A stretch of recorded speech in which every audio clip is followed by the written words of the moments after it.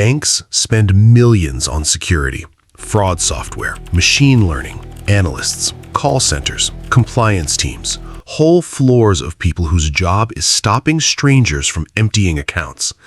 And still, scammers get through. Crazy, right? So here's the big question. If banks have the money, the systems, and the data, how are fraudsters still this fast? And how can a bank or you stay safe when the attack keeps changing? This video is for educational and awareness purposes only. It is not financial advice. Half the answer is almost insultingly simple. Scammers invent, banks react. The gap between those two speeds is where money disappears. Picture this. A scammer doesn't need a product launch. They don't need legal review. They don't need a board meeting. Overnight, they invent a story and test it on real people. If the story fails, they rewrite it by morning. If it works, they scale it like a product that never asks permission. One of the most common openings looks like a bank text. Did you approve this charge? Your account is locked. Suspicious activity detected. Reply yes or no. Call this number. Click this link. You panic. You call. And on the other end sits a calm voice that sounds like help. A fake bank agent. Badge number. Empathy. Urgency. The whole performance. They don't sound like a movie villain. They sound like customer service on a busy Tuesday. This part still blows my mind. The goal often isn't to smash a vault. It's to hack the human holding the phone. According to the FBI's Internet Crime Complaint Center, Americans reported more than $16.6 billion in internet crime losses in 2024, about a 33% jump from the year before. Cyber-enabled fraud made up the vast majority of those dollars. Tech support-style fraud alone accounted for well over $1 billion in reported losses. Separately, Federal Trade Commission figures show consumers reported about $12.5 billion in fraud losses that same year, with impostor scams among the costliest categories. And FTC reporting has long flagged bank impersonation as one of the most common scam patterns arriving by text. People over 60 have been among the hardest hit in IC3 loss totals, which tells you these schemes don't only target the careless, they target the careful under pressure. That's the scale. Now zoom into the method. Once a fake alert works, scammers invent and adapt. Scripts change. The voice becomes tech support or police, or a government agent or a fraud specialist who says they need to move your money into a quote-unquote safe account. Same emotional engine, new costume. Sometimes they even hand you off from one fake identity to another inside a single call, so the story feels more official with every transfer. Law enforcement disruptions of overseas call centers show how industrial this can get, but invention still outruns every raid. Their toolkit is a mashup of old tricks and new tech.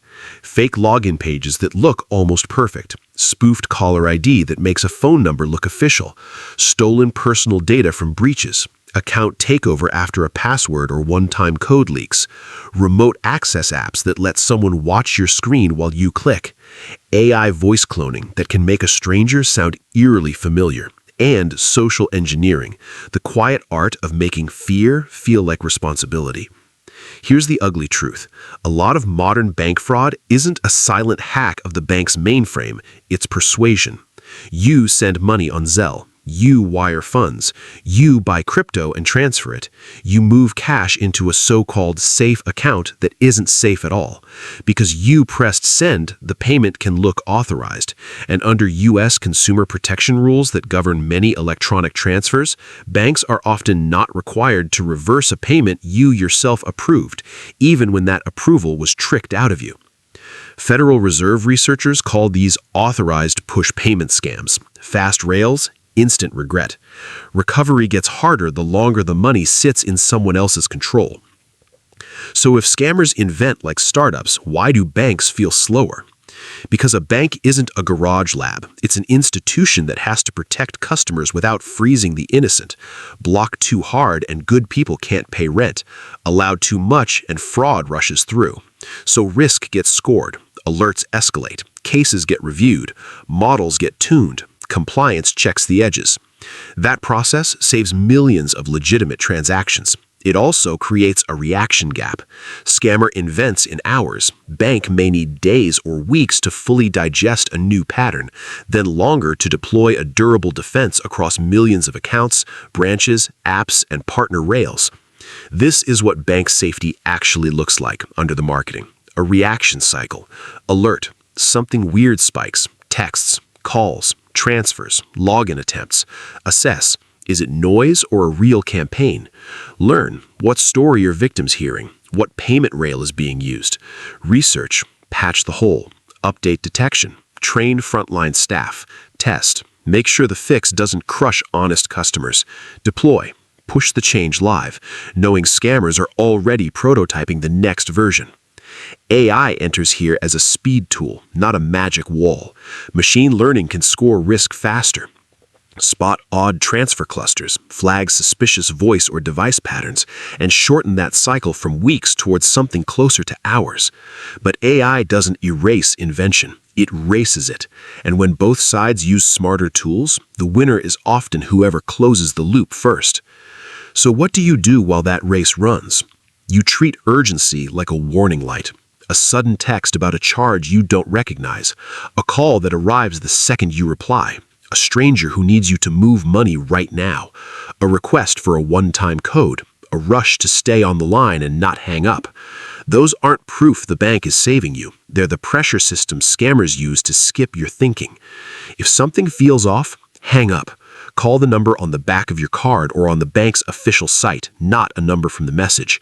Real banks don't ask you to protect funds by sending them to a new account or to read back a verification code to a caller. The FBI's own guidance is blunt. If you think you've been hit, contact the financial institutions involved quickly and report through official channels like IC3. Speed matters on the victim side too, because every minute can change whether a transfer can still be chased. None of this means banks are powerless or that you're helpless. It means security is a living contest. Banks will keep spending. Scammers will keep inventing. The durable edge isn't pretending the wall never cracks. It's shortening the reaction cycle. Institutionally with better detection, and personally with a cooler head when fear shows up dressed as customer service. And that is only the first layer. Thanks for watching. If you want to see more videos like this, make sure to like this video and subscribe to the channel.